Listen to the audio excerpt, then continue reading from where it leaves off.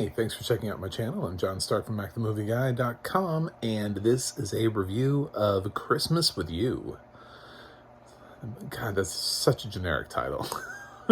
um, yeah, I'm a blind film critic, so I watched this with audio description on Netflix. So what is Christmas with You? Because it could be anything. I mean, honestly. This title means nothing. It just means, I mean, within the relation to the movie, it means something. But when you look at the title and you go "Christmas with You," okay, I mean, anybody could be in this movie and could be about anything. So the title does not help you at all. Of course, I guess neither does "Falling for Christmas" or most Christmas title movies.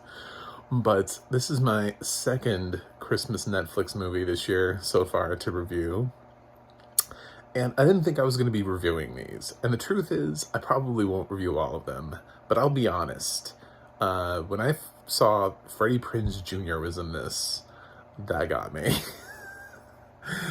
Yes, I'm of that age group where that was good casting. And now I totally understand those Hallmark movies and Lifetime movies and stuff, why they use these actors, because they think that they're going to rope in fans of whatever TV series that person was in, because also assisting him was Amy Garcia is the other lead, who I know from Lucifer. So this film to me wasn't weird at all, because I was like, oh, it's Amy Garcia and Freddie Prinze Jr. Cute. But at the same time, I realized that's the formula for every Hallmark movie, where they just pick up some people who used to be famous, used to be successful, and now all they can really do are these type of films. So, which is really sad, because I've always thought Freddie Prinze Jr. was a charming actor, and I don't know what happened to his career. I really don't. I really have no idea what happened to his career. He was doing pretty well there for a little while, and then I guess he couldn't make the transition from teen star to adult star, but I don't really know why. You know, like, what makes a Timothy Chalamet but not a Freddie Prinze Jr.? It's just, yeah, it's weird. Because Freddie Prinze Jr. was definitely hot back in the day. He was big and talked about, and just went away. And, you know, I mean, he was in movies with Paul Walker. Paul Walker made it out of being a teen. I mean, I know he's not around now, but he did make adult movies that were successful. Anyway, poor Freddie. Last thing I saw him on was that Punky Brewster reboot. So, in this, he's the dad to a young teen girl who... he's a widower, and her mom died, because, God, somebody always has to be dead in one of these movies, right? Netflix, the Falling for Christmas, there were dead people in that one, you know, and now there's a catalyst of another dead person to set us moving forward. And this little girl is, she's a big fan of this superstar artist played by Amy Garcia, and that artist just happens to be kind of in a little bit of a rut. She's getting to a point where there's somebody younger and hotter than her that the label is looking to push, and her resistance to recording a Christmas song, despite the name drop of reminding everybody that Mariah Carey's "All I Want for Christmas Is You," as one character puts it, could have bought her an island. Which is probably likely. It probably did buy her an island. Yeah, despite that, she just does not want to record a Christmas song. But her resistance to that, and just kind of being in a rut, and there being younger artists, puts her in this place where she needs to kind of hook her way back in. And she goes out and she sees this girl's video, and she's like, oh, what if I surprise this girl? What if I go out and meet a super fan who's got this backstory, and I can use that to help relaunch my career? But in the process, turns out Dad is a music teacher. So music runs in the family. So this becomes sort of like a music film, and as one might guess, Amy Garcia and Freddie Prinze Jr. start making googly eyes. I can't even see it. I know that they were making googly eyes at each other. But it's a Christmas rom-com. So, and the movie just kind of goes on from there. It's a little like Marry Me, to be totally honest. I was sitting there the whole time going, did we just make a Christmas ripoff of Marry Me? Like, is that what this is? Because she kind of has this, like, Amy Garcia's character kind of has this, like, telenovela boyfriend, which is not quite the same thing as having the music artist that J-Lo's character has in Marry Me. But yeah, it's a little like, hey, so there's just a kind of a normal single dad who's also a teacher, a music teacher, but a teacher who's raising a daughter on his own. You know, it's a little, it's a little like Marry Me. So just imagine that you're watching a Marry Me Christmas, and J-Lo and Owen Wilson couldn't come back, and they replaced them with Amy Garcia and Freddie Prinze Jr. because this is pretty damn close. And they work on a song together, just kind of like in Marry Me, how J-Lo's writing that new song that she's inspired by. And I thought this was fine. I mean, I know I'm kind of joking about it and kind of making fun of it, but it's lighthearted. Its characters and its actors are all charismatic, and even the ones in smaller roles, they're not bad actors. This is a little different than Falling for Christmas, where I felt like they took Lindsay Lohan and they threw her kind of into what I perceived to be a shitty movie. At the time, I said I haven't watched enough of this type of film to know where on the scale to land. Like, maybe all TV Christmas movies are like this, and this is like on the better end.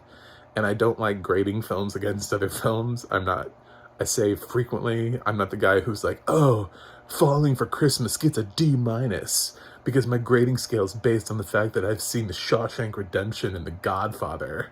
You know, like, I mean, if you use that as your benchmark, then there's going to be a lot of films that don't even come remotely close. That just, everything will fall short.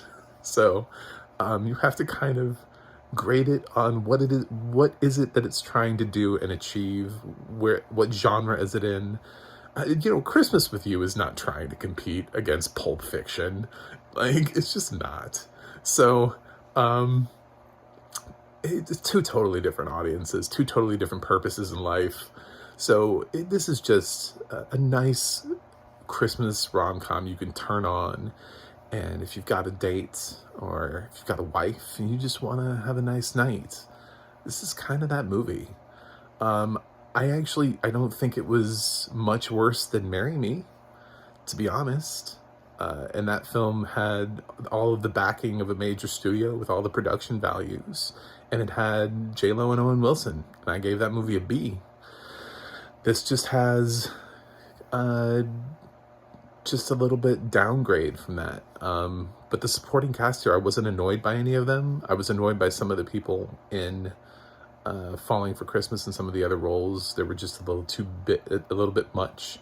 And the audio description here is a huge step up. Thank you. Thank God. I was so worried that all Christmas movies were going to be oh my God, narrated by somebody who should be narrating things for toddlers. That Falling for Christmas narrator, he's great. If I needed narration for Blue's Clues, done, hired, on the spot. I wouldn't even consider anybody else. I'd be like, give me the guy from Falling for Christmas immediately. I don't need to hear anyone else. I just need the guy from Falling for Christmas. But for this, I got kind of like a normal narrator, and it was very nice, and it just kind of complemented the film, and it felt like by having just a light, cheerful female voice narrating the film that I was getting kind of exactly what I would expect from a romantic comedy. I was getting something that maybe could have gone to theaters, you know? Like, I was just getting like a normal film. I didn't feel like this was dumbed down for me at all. I felt like this was the quality of a theatrical release, which is really weird to say because I realize a film starring Freddie Prinze Jr. and Amy Garcia was never intended for theaters, but there was a little bit of magic to it that made me think this could have, if they had wanted it to, go to theaters. It didn't totally just reek of direct-to-TV cheapness. So I don't know what the sets look like. Maybe that's where they saved on money. Maybe everything looks like it's, you know, like a flat just about to fall apart. But yeah, I thought this was charming. It was fun. It's fine. It's not groundbreaking, and it does eerily feel way too much like a film we've already seen this year. If it was Netflix, I probably would have held this for a year and figured this will have the same amount of relevance in 2023 for our holiday season as it would in 2022. I know that there's that, well, could they have shot the movie in response to Marry Me really in that window of time? And sometimes the answer to that is yes. When you make a movie cheap on a budget like that and you push the production, yeah, February to November, for a cheap TV movie, sure, yeah, you could, actually. I think that's what they do. That's why you see these like movies like Hot Take, which I gave an F to way back in the day. The Johnny Depp Amber Heard trial movie. I mean, that was shot and shoved out shortly after that trial was over. So they must have been shooting concurrently with the trial. That's the only way you could get that out that quickly. So yes, you can make a shitty TV movie in a rapid amount of time. So I wouldn't put that past them. But that's really the only thing, is that deja vu feeling that I had while watching this, where I was like, God, this feels familiar. Otherwise, it's fine. Yeah. So just an average sort of Christmas rom-com. So with all that in mind, I'm going to give Christmas with You a B-. Anyway, I'm actually starting to think I'm going to stop giving grades to films next year. I'm going to see how that goes. It feels very weird because I'm looking at my list of films for the year and I have films even within the grade that I'm giving where I'm like, these films are not exactly the same. I don't like numbers either, so I don't really know what else to do. I may just do like a watch it, don't watch it. I don't know, but I think my grading system is going to change in 2023. But if you like me, stay here and subscribe. I'm trying to get to 100 subscribers this year, and I think I can do that with your help. I do review a lot of things that have audio description for my blind community. So I also have a website, macthemovieguy.com. You can go to the audio description project, adp.acb.org. It'll let you know what has audio description and where you can watch it. And you can go to the adna.org, that's the ada.org, where you can look up who's narrating your favorite movies and television series. That's it from me today. Until next time, I will see you guys on the other side.